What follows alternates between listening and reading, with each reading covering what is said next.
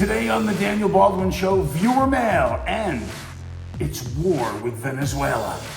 Coming at you right now. Hey everybody, welcome to the Daniel Baldwin Show. Let's get right to it with viewer mail. Johnny Anderson writes, he's from Texas, and he says, hey DB, are you in Houston? Did I see you in Houston? Yes, Johnny, I am in Houston.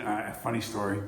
My wife and I are here on business with our son, and we originally went to Galveston. We were going to stay in Galveston to be by the beach, and then come into the city where we have some business to take care of. And so we check into this hotel. I'm not going to mention it, but let's say that the pictures didn't match the decorum. So we ended up having to check out of the hotel the same day we checked in the middle of the night. We couldn't stay there. And so we're doing a search in the area where we have business to take care of. And we find the C. Baldwin Hotel. Now, my wife mentioned, she said, oh, I saw that on the search, a month or two ago when we were looking up where to stay. I thought I mentioned it to you. Now, my mother's name was Carol Baldwin, and she has a breast cancer research fund that we do a lot of work for in Stony Brook with my sister Jane and my brother Billy, So, of course, I was intrigued. We did a lot of reading on the hotel on the way up. It was an hour drive from Galveston. And what a beautiful hotel. What a great spot. My wife was so happy. She was like, this is where I want to live. So yes, we are, Johnny, in Houston, and we are knocking down some stuff we need to take care of. So yeah, there it is. We're at the C. Baldwin. We're very, very happy. It's about 3:30 in the morning. My wife and my son are sleeping, and I had to survey around the first floor, and then they have the conference rooms on the second floor of where I could find a quiet place to do the show. They play this very lightly, this music through the speakers on both floors. So I couldn't go in the public areas. I saw this little room with mirrors on the outside. And I said to the woman at the front desk, is that room available? Is it quieter? Do they pump this music in? And she said, no, come on, take a look. And so I'm in this little 2-table conference room right by the front desk. Very sweet, the people here, allowing me to have access. So I can, continue to do the show twice a week. So this show is gonna come to you from here, and I think I'll make it home in time to do Tuesday's show. So might be a little late on the show. Anyway, that's it. We're in Houston. We're knocking it out. What a diverse city, and how it's a big city. Houston. People don't realize Houston's like number 4 or 5 largest cities in the U.S. It's a big city. But I'll tell you something that's been bugging me. This whole Venezuela, United States, and of course, you have to. No matter what the president does from the Democratic side, they have to fire away at him. They have to give it to him.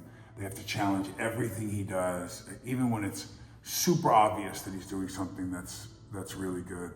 Unprecedented naval ship movement. We have big warships off the coast of Venezuela.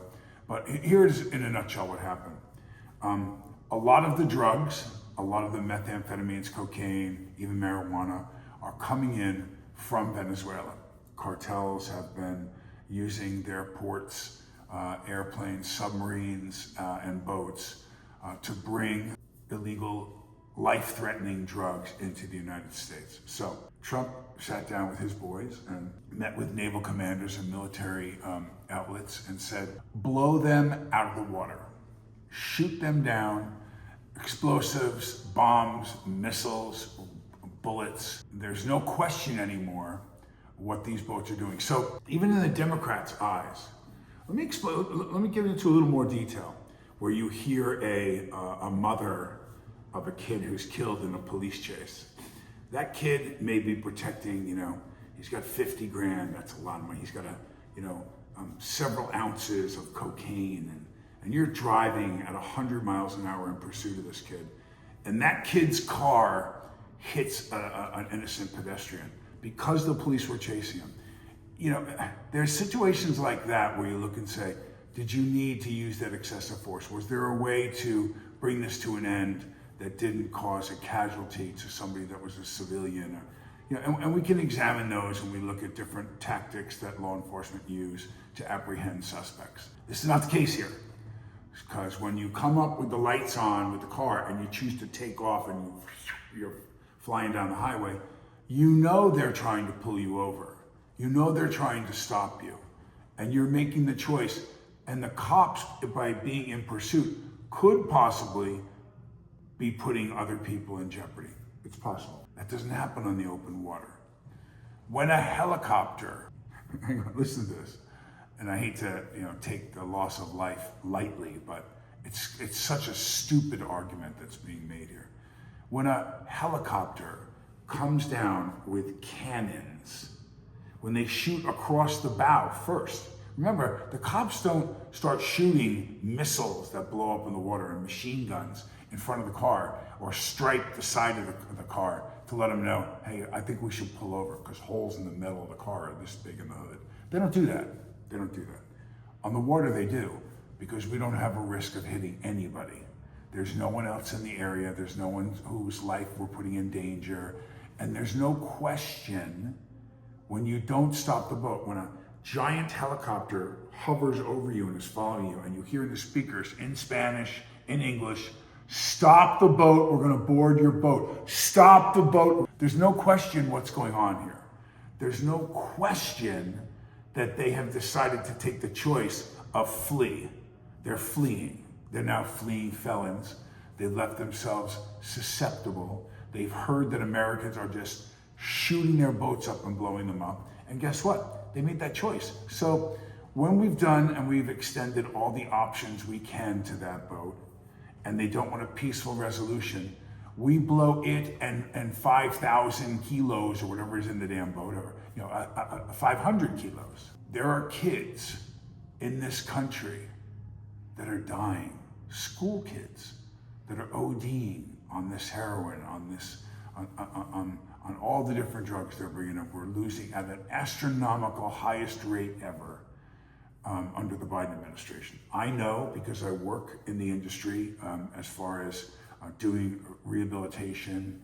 I have gone in and done over 500, either via telephone, via Zoom, or live interventions in hopes to getting that family member the help that they need. It's destroying families. It's killing our kids. It's crippling our workforce.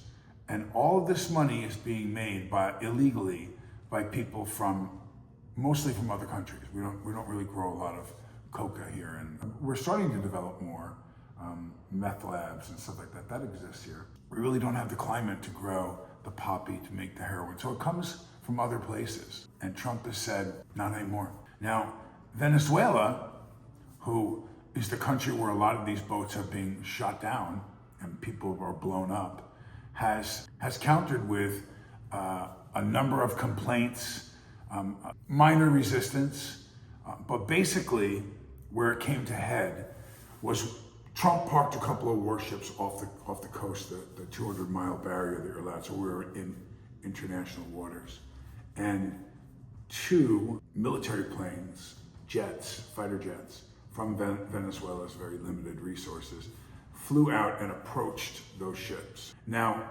technically, we could have shot them out of the sky for what they did already. They broke certain international radiuses, and it could have been deemed that they were approaching one of our military ships with aggression. They were contacted, they were told, please don't come any further, and they flew off. This was like some kind of flex, I guess they were letting us know that they have a couple of planes, or they have 30 planes, whatever it is, so probably a stupid choice. It really wasn't smart of them, but I guess the president of Venezuela wanted to show his people that he wasn't just going to take this. It was in the press that we're blowing these boats up and everything else. Let me read. Venezuela's Maduro confirms cordial call with Trump amid tensions with U.S. And it's this military approach that is the tension. Okay. Speaking to state-run Venezuela television on Wednesday, Maduro said that he decided to speak about his cordial call with Trump about 10 days ago because international media had reported certain information and he wished to avoid microphone diplomacy. During my 6 years as foreign minister, I learned diplomatic prudence. And then in these years as president, with the experience of being foreign minister and having been mentored by our commander, Chavez, I value prudence, Maduro said, referring to the late Venezuelan leader, Hugo Chavez, under whom he was foreign minister. I don't like diplomacy with microphones. When there is important matters, they must be handled quietly until they are resolved. Maduro said he welcomed the possibility of a call, which was a step towards a respectful dialogue, and that his country would always seek peace. Maduro added he would not speak further on the conversation with Trump, as he favored prudence and respect. With the favor of God, our commander of commanders, our Lord Jesus Christ, everything will go well for peace, independence, dignity, and the future of Venezuela, he said. Maduro's remarks came after the call with Trump on Sunday, and after Trump said he had spoken with the Venezuelan leader by phone amid the most serious diplomatic crisis between Washington and Caracas in years.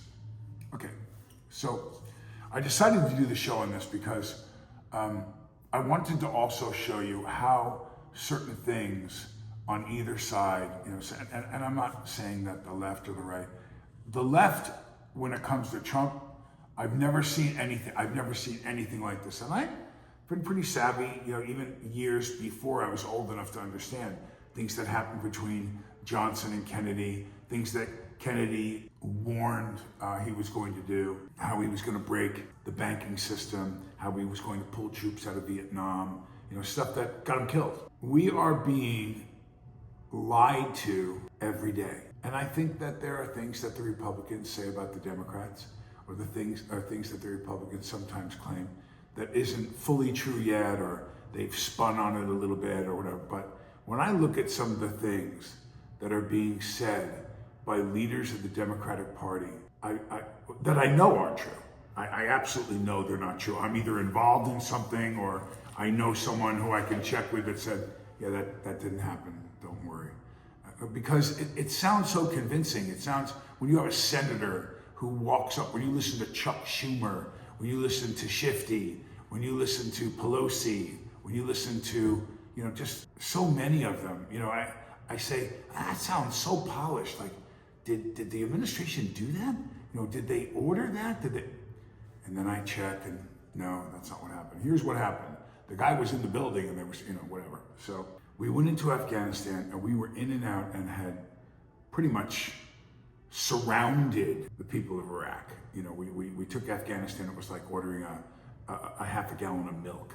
And again, nothing against the Afghanistani people, and I'm just talking about from a military standpoint. Can you imagine if the Venezuelans fired on the US? Can you imagine if Trump had to order an invasion of Venezuela or a bombing run on Venezuela? I mean, what are we talking about? I mean, it wouldn't last 2 hours. 2 hours, one sortie, just 20 warplanes with a couple of B-52s. And, we would take Caracas to its knees. Why are we even having this conversation? It's such a stupid conversation. Venezuela does not want to provoke the United States into military action. This guy wanted to talk to Trump and say, hey, how can we figure this out? Let's come up with some kind of program together. Let's work together with your military, stopping the boats from getting out in the water to start with. Let's stop bullshitting each other about where this is leading to, because we're going to blow every single boat out of the water. I don't want these drugs on the streets. I don't want this business to come, and I certainly don't want to tax it or use it for black funds and things that have happened apparently over the Biden administration. So now there was a terrifying truth that looks like it's going to come out. This I've yet to confirm with my sources. But remember during the election, when Trump said, one of the biggest problems and why he was elected resoundingly, because we saw the border differently. The Democrats are like, yeah, and here's a woman running for president who was called the border czar, who said, well, have you been down to the border yet, Ms. Harris? No, I haven't, but I also haven't been to Europe. was her answer. Remember, we watched that and we thought, what? What did you just say? Did you say, I also, this is a category that you're running for president of the United States. It's one of the top 3 issues. The American people are saying, is this true? Are millions and millions of people, they were not only coming into the country, they were allowed to come into the country. They were targeted at certain entry points. They were put on buses for free, given cell phones, given stipends of money, given housing, given health care, and sent to key districts where the election was up for grabs. Now, they knew that they weren't going to affect the election between Harris and Trump, but they have been bussed in, flown in, and released in communities that they will probably end up being Democrats. They will vote Democrat, and they will end up changing the outcome of the Electoral College. This was a plan. This was a plan all along. And when it comes to Venezuela, remember there were stories about Venezuelan prisons that were empty. They just took everybody out of the prison and brought them to the US and let them go. So of course and the Democrats said, oh no, that didn't happen. That was part of the talks in this phone call that Trump said, we'd like to see any documentation of that. Do you have document? And supposedly Maduro said, yes, of course we do. We have taped phone calls, we have conversations, emails, text messages between members of the Biden administration and our government setting up the release of these prisoners. Violent, sexual, and violent criminals being brought into the US. Now, as I listen to all these different people saying, we hate Trump, we hate what he's doing, we hate what he stands for, we hate that he's this, he's that, and blah, blah. If there's proof that the administration under Biden, that Biden had knowledge of it, even if he didn't have knowledge of it, even if he was losing it and they auto-penned it behind his back and it was other people, it's still under his watch. What say you now? What are you gonna say about that? How do we change the fact that in Pennsylvania, in Ohio, in Michigan, there's all these people from other countries that are going to shape and change the way we do business and elect our American presidents? No one ever said they couldn't come into the country. This country is a melting pot. I'm from New York, Ellis Island, New York City. I mean, I know the whole history of it. It's how the Irish and English immigrants of my family's ancestry came to this country. But we came in, documented, we filled out the paperwork, we were cleared health-wise, and we became American citizens, as is the process still today. We have a serious problem in Minnesota, where there's a large Somali presence that are they're changing the landscape of our Midwestern brothers and sisters in Minnesota.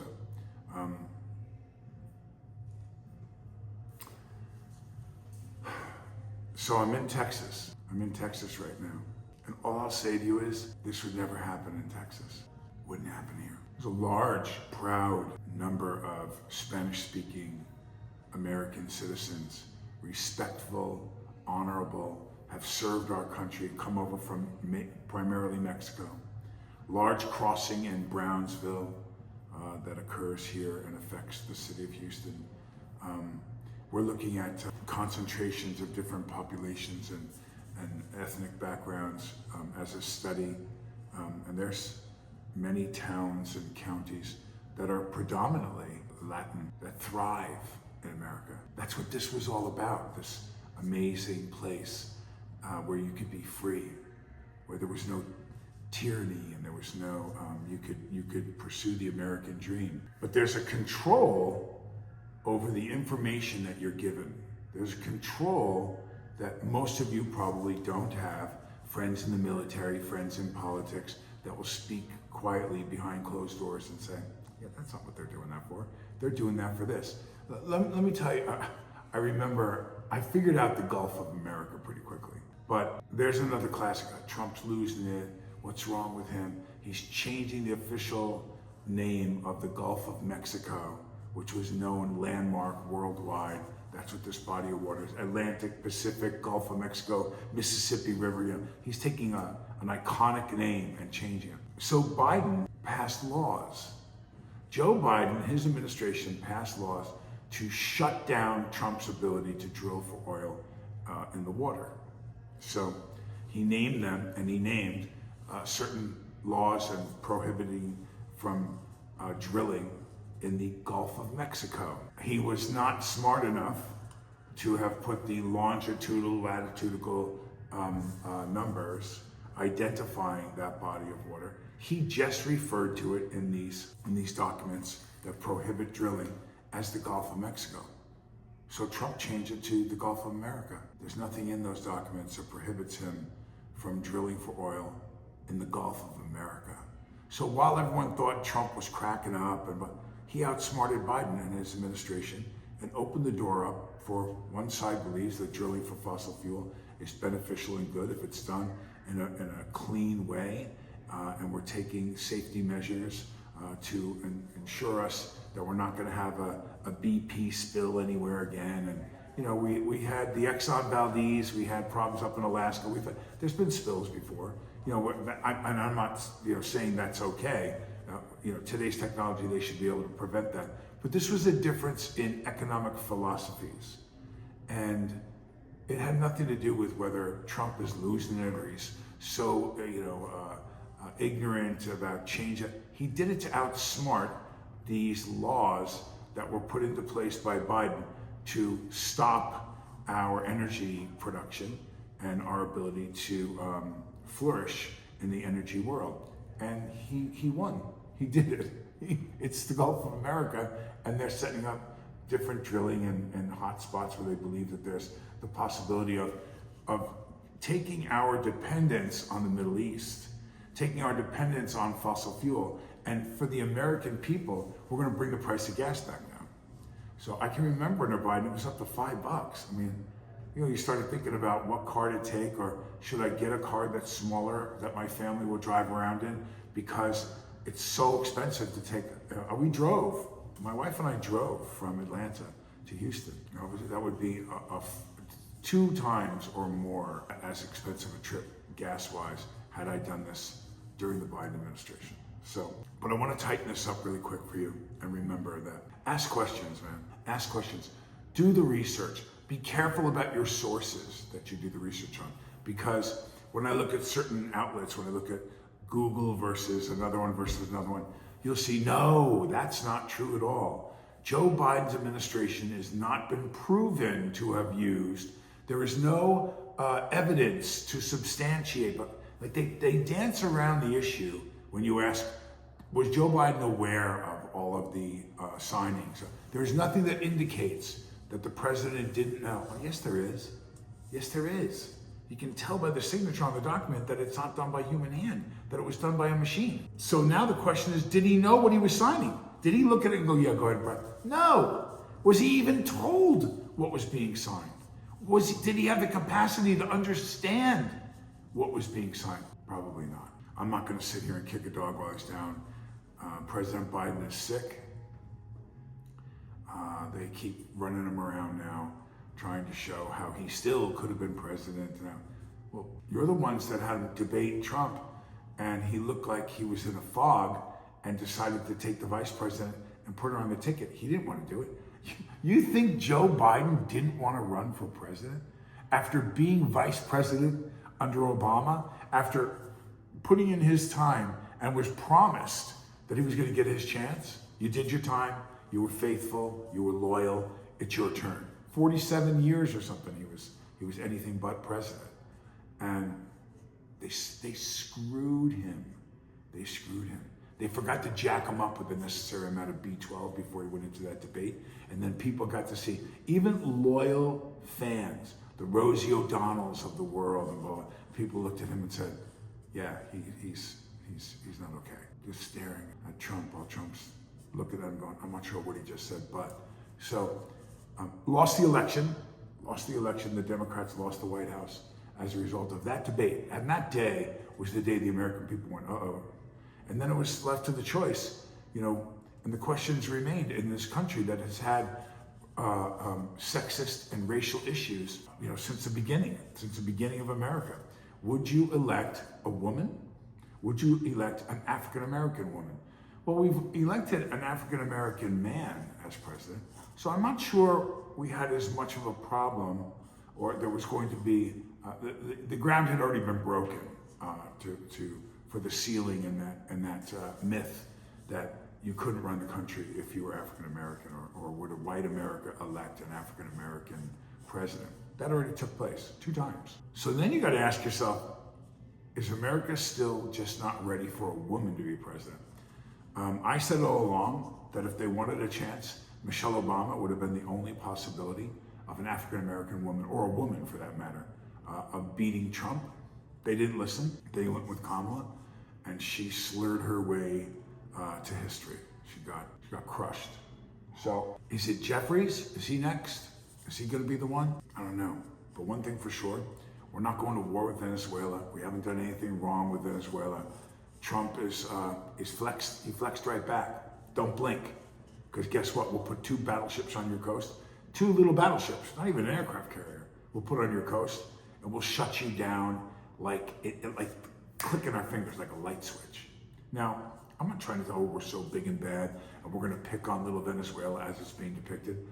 They are sending tons. Listen, the amount of production, I'm in this room, you can't see how big this room is, but imagine a nice 5,000 square foot house, 5 bedrooms, 5 bathrooms, living room, dining room, kitchen, den, basement, full game room, filled with bricks this big, just brick. That's the production of these illegal drugs per hour, houses full of stuff. Now you can imagine, if we're showing you the boats that we're blowing up, how much is getting by? How much does it take to fill the need, the gigantic narcotic need of their number 1 buyer, the United States? Now, this president, God bless him, has said it ends.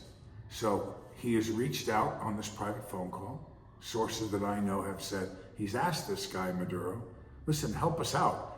Use your own guys and stop them at the coast. Start inspecting these boats. Start doing something about the cartels. Fight back and help us. And the cartels are powerful. There's a lot of illegal activity and things that we know that have gone on, that go on in South America. Governments that are dirty, police forces, military leaders. That none of that's going to end. But investigate it. Charge people. Put them in a place where they feel safe. Some of these cartels, they run entire towns. The people are, if you say anything, if you do anything, you turn up dead, or you're missing, and no one ever sees you again. So, but if it was done as a group effort, if the government got behind it and the military got behind it, you might be able to slow this down some and make a difference. Wherever there's people that are going to spend money on illegal activity, it's about money. It's about money. So you can do things. They can't just take the money and hold on to it. It has to be banked somewhere. That's probably the place to get them, through revenue services, IRS type deals, banking things where, you look at a guy who owns a farm in the mountains in Colombia, and he's got $600 million in his account. What the fuck do you think he's doing for money? What do you think? How do you think? You know who he is. You know what he did. If the government gets behind shutting that guy's down, the flow of money, now that's where Maduro, if he has the guts to do something like that, or is he involved? Is the whole government just involved in the same machine? But guess what? Our president, our guy, has said no more. I don't care what those guys do.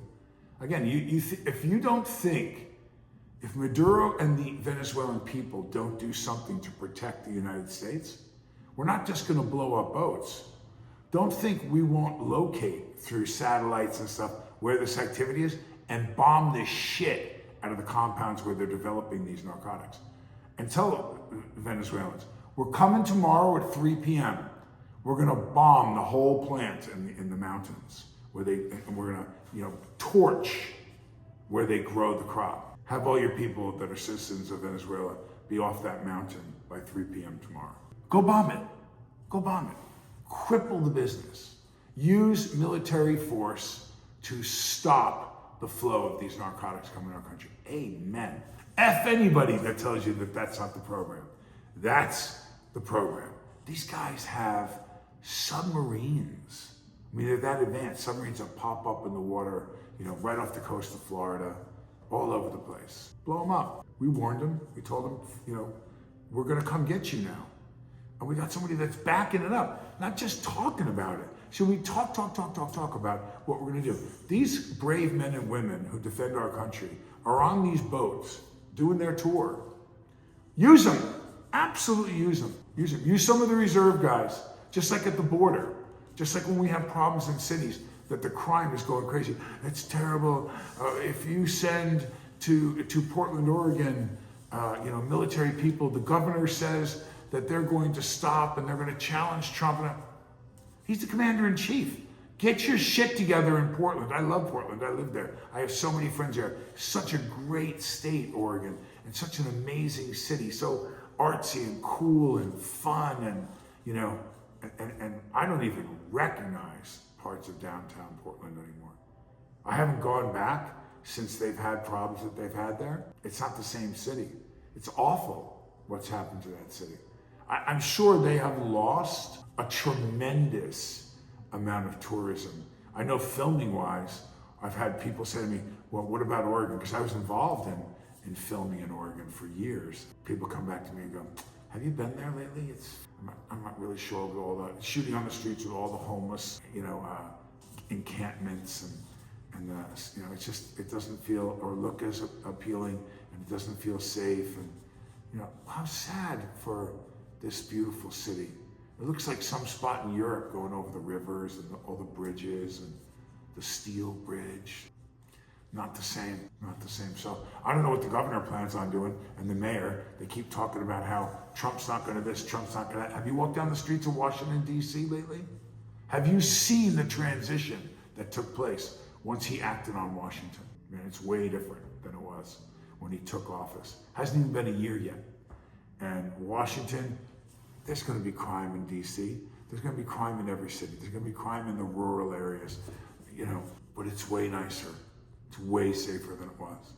You send your daughter to school at George Washington University or American or Georgetown, she can walk to her car and know that it's way safer than it was a year ago there. It is, no question. So, I don't know, I like the fact that the president doesn't just talk the game, he walks it. He walks it, he does stuff whether you like it or not, whether you like him, he doesn't really care. He's not in a popularity contest anymore, he already won that. He won the popular vote, he won the electoral college, and he's leading this country and making America great again. So I didn't realize this show was going to be, I don't have a script. I just talk about certain points, I do a little studying, I check with some sources, and I come out with stuff that's popular in the press. That bothers me mostly. I don't just sit here and go, today in Arkansas, and it's controversial. It needs some definition. It needs some examination. You can come at me with your opinion from the other side, and then I'm going to say, prove it. So when I read all this crap that comes from the left, when I read all this stuff that happens, and most of it, do they have any good points? Sure they do. There's some good, I follow and I listen to Democrats. I think they mean well. I think what they want, the question is, how do we get to the finish line? Are we on the same ship? Or you're pedaling and I'm flying. I'm walking, and you're on a bus. I mean, again, as long as we're heading to the same goal, as long as the idea is a solution that works, I'm okay with that. So I look at the other side and I say, and many of them are my friends because I was a Democrat for many, many years, many more elections than I've been a Republican. I just don't see the democratic system working anymore. We're at a standstill, and we're at a real challenge on what's the truth. What really is the truth? Are you allowed to tell the truth? Can you be killed for telling the truth? Will I become a threat to the Democratic Party? Will I, face stupid charges or something against me that aren't real to try to squash my opinion and my following? I don't know, but I'm 65 and I have a little 2-year-old boy that I want him to have the opportunities that I had. I want him to face his classmates, some of them who supported him and some of them who said, what, are you going to be an actor? You're going to be an actor. That's what you're going to do now. You're going to go to Hollywood or to New York City and you're going to try to get in movies and TV. Yeah, in America you can do that. And I watched Alec, who's older and went first, and he was on a soap opera. And I thought, only in America, man. Only in America could you just decide and will your way and do the work and use your talents and exploit the opportunities and go from the son of a school teacher and pretty much stay-at-home mom, at least for our childhood, and become a famous movie star. Billy, Steven, and I were not at the same level in our success as actors. But you know, when I look at my career, I've done over 150 movies. I've been on some of the most award-winning drama television series ever. You know, I've had a nice run.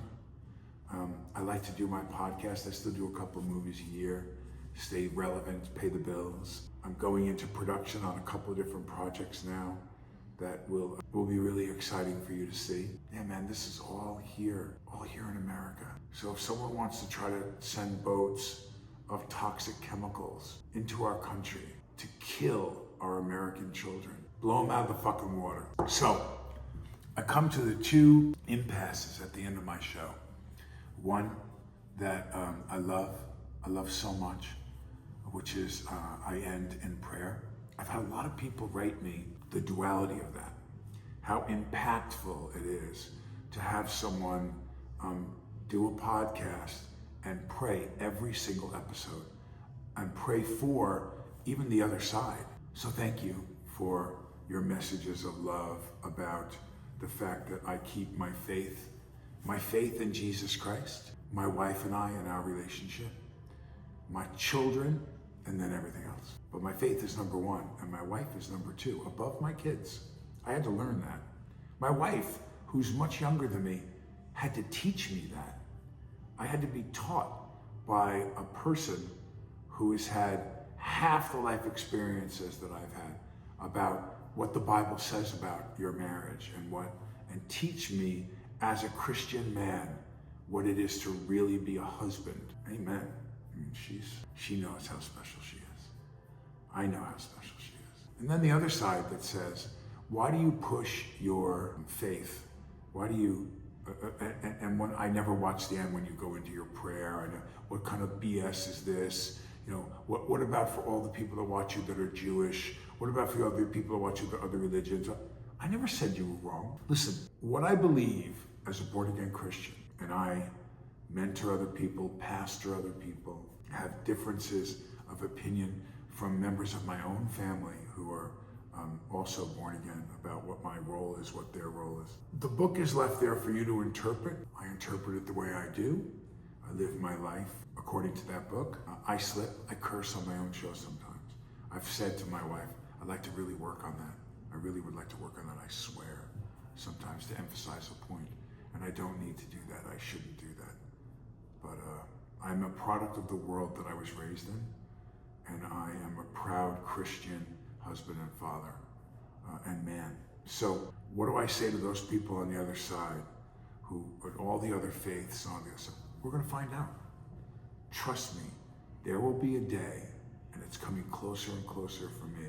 Hopefully it's not for another 40 years, and I can be around at 105 talking to you about the world and watching my children and my grandchildren. I hope so.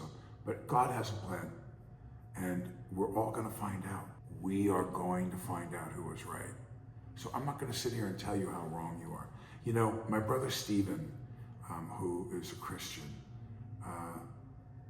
he and his wife many times have said, no, that's not the person you should listen to, or that's not the right, they don't talk about what the Bible says properly, or we don't listen to him, or yeah, please don't, or I don't want to, please don't quote him in conversations, or whatever. I'm like, so there's an exact right way that you believe is your way to do it. There's no door that's open to possibilities, or the fact that this person has a huge church and reaches out to this many people. No.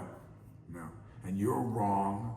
And if you don't do it the way I see it, I really don't even, care to talk to you about it. Okay. I mean, that's how that person carries their faith. I've watched my brother's podcast. I see a lot of very cryptic posts about the Lord. and about things that are coming and they're going to happen. They're not, I don't believe as direct as I say, this person's going to get it, this person's going to go to jail, this person's going to get elected, this person's full of shit, this person, I don't get that. I get these kind of, I'll call them cryptic, for lack of a better description, messages that I'm not always really sure how to interpret. I try to understand. I love my brother Stephen. I try to understand what he's saying on his show that's about making bad movies, I guess. I don't know. He's had a whole bunch of different guys that I know, including family members on his show. I don't even talk to Stephen hardly ever. No interaction. I leave messages. I don't hear from him. So I don't know, but I'm going to tell you something. Trust God. Jesus Christ is my Lord and Savior. That's all you need to know about me. That's all you need to know. God comes first in my house, between my wife and I, and the sanctity of our marriage. We both hold that very, very high. If you don't like that and you don't want to watch me because of that, okay. You don't have to scroll on to the next show. That's okay. You don't have to. I hold that important to me. And if you don't share that, it's okay, man. I'll see you down the road. I'll see you at the coffee shop. When you come up and you say, hey, I used to watch your show until you started talking about God, and you prayed at the end that I didn't want to watch him. Okay, good to see you, man. Merry Christmas. There's a message. Listen, there's a reason why the restaurant has a menu. Life has a menu. There's a menu in life of what you want to be served and who you want to serve and how you want to live your life. And you pick from that menu. Are you going to order the vegan? Are you going to order whatever? It's all about what fits into your life and works for you. That's what it's about. Whether anyone's going to be right or wrong, we're going to find out. We're going to find out when you leave this planet and you head to where you want to go. Your nirvana, for me, it's heaven. We'll find out. So I love that part. I said there's a duality here. The second part is hard for me, but I'm going to do it because I keep being told from the people that help me with the show and edit the show. If you could hit follow, if you could subscribe to the show, if you could share the show, if you could make some comments, if you could write into the show, it would be really, really helpful to me. It's 4 something in the morning and I'm in Houston in a small conference room here in the hotel. And my wife and my son are asleep upstairs. But I felt obligated. Maybe I should skip the show. Maybe I should focus on what I have to do today. Maybe I should get, a good sleep today. I didn't bring my collared shirt with me. I overlooked that, so I'm representing the University of Georgia. My dear friend Josh Brooks, who is the athletic director at Georgia, I'm propping him today. But anyway, I got up because I felt an obligation to my audience. Many people look at it, I'm not quoting names of people, but to say they think this. But the bigger shows, Under Fire recently, Candace Owens about her material and things that she puts out about Charlie Kirk. And I thought, gosh, I watch a lot of stuff that she says because I find it very compelling. The thing I don't like about it is, soon I'm going to tell you about what I found out about Erica, that kind of stuff. And I go, how come you're not just telling now if you already know it? If you know something and it's topical, so there's the stringing along, getting more followers and people to watch is how I kind of feel that is. I like Candace Owens stuff. It's very compelling, but I feel like I'm being, lured out of the weeds of that big mouth bass waiting for me to chomp. I don't do that on the show. When I have an opinion of what's going on, I don't say, and next week you'll see. No, I come to a conclusion. We're shooting the shit out of those boats because they have narcotics on it, and we warn those people. And if Maduro doesn't like it, too bad. I could have just done that show. But that's pretty much what it boils down to. So of course he'd like to get on the phone and speak to the president about how he doesn't get his ass kicked and end up losing his position, as president of Venezuela, while the Venezuelan people say, why, are you crazy? You're picking a fight with the US? They'll come over here, it'll be like a barbecue. So I got to get followers. I got to get people to do business. I'm not Joe Rogan. I'm not, any of these big guys that have millions of followers and blah, blah. I have a small audience. That might change. I would like that to change. I'd like to have more cameras, and I would like to have guests, and I would like to do all those fun things that people ask me. Hey, how come your last show on ESPN was multi-camera, and then you did. You give up a lot of control when you do that. When you go on and work for someone else, hey, can you tone that down? I can remember being warned by the owner of a station I was on. Hey man, you can't say that. Hey man, you need to be careful. Hey, you can't make a comment like that. I'm like, why? It's me. It's called the Daniel Baldwin Show. No. We would like to, maybe you should turn in some of the topics that you're gonna do. And I was like, what? Bye. I left that city. Now I just wanna tell you what I think, and then I read your mail, and you tell me what an ass I am, or how stupid I am, or what does your brother say about your opinion? Why is it so different? How did you come out of the same household? How did you blah, blah, blah, blah, blah, blah, blah. Listen, I am what I am. I see what I see. I call it the way I see it, for sure. You're not getting any kind of agenda driven, or someone's paying me to tell you, or someone's threatening me to not say, or this is it. This is what I think. This is what I observe. This is what I've learned. This is my truth. This is my truth, what I give you. I promise you. I promise you. There's no, I'm not kicked money to the side from some Trump representative or a lobbyist for a drug company I tell you what I think. I tell you what I see. I tell you my truth. That's it. Lord God, thank you for the protection you put over my life and my family's life. And God, thank you for the guidance that you give me that helps me every day live to be a good Christian man. And God, I ask you for the Venezuelan president and the people of Venezuela, that there's a quick resolution with our administration and our country to make them safe. And I ask that we repel these cartels and these drug dealers that are trying to kill our children in this country. Lord, let your mighty hand be swift in the dealing with these people, and possibly open their hearts up to a different way. I pray for you, God. I pray for the support of other people who want to live a godly life. God bless America, Lord. Thank you so much for delivering me and for allowing me to reflect that amazing light that is Jesus Christ on those people that I can touch. In your name we pray. Amen. I don't know what more to say. I feel sometimes I can get really hot, and cold, and you do a show that's, wow, and then you do a show that's, a little more tamed or whatever. I try not to scream and yell, although I find that those are the clips that people like to watch. Sadly, they watch those clips more than they watch when I look you right in the eye and I say, isn't having God in your life an amazing thing? How much do you love Jesus Christ? How much do you love your life, your family? How much do you love your wife? I could probably do, and I've thought about it, I've spoken to my wife about, what if I did a show more for Christian men? What if I did a show that was more God-based? What if I did a show that was more about marriage? Because I've learned a lot. I learned a lot through trial and error and through mistakes that I've made. There's a lot of stuff that I could help young men and tell them. Here's the problem with it. I don't know if anyone's going to watch anymore.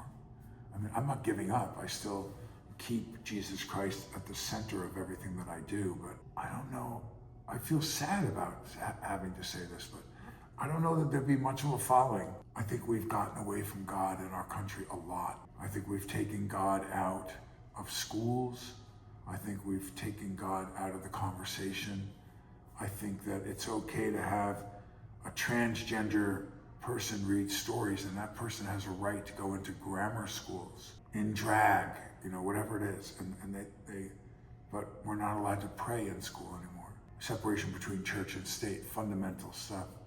But we used to say the Pledge of Allegiance. We stood up, I remember, holding my hand over my heart in first, second grade and looking at the flag, and we started every day with the pledge. Pledging to our country and to, and being a patriot. Don't do anything like that anymore. We're on our phone, we're busy. So I want to help. I'm at a stage in my life now where I just want to help. I do. I want to ensure that the country stays true to what it was built for. And most importantly, that there's the essence of God at the top of the totem pole. So anyway, that's the show for today. God bless you. Really. God bless you, and thank you for watching the show. I really appreciate it.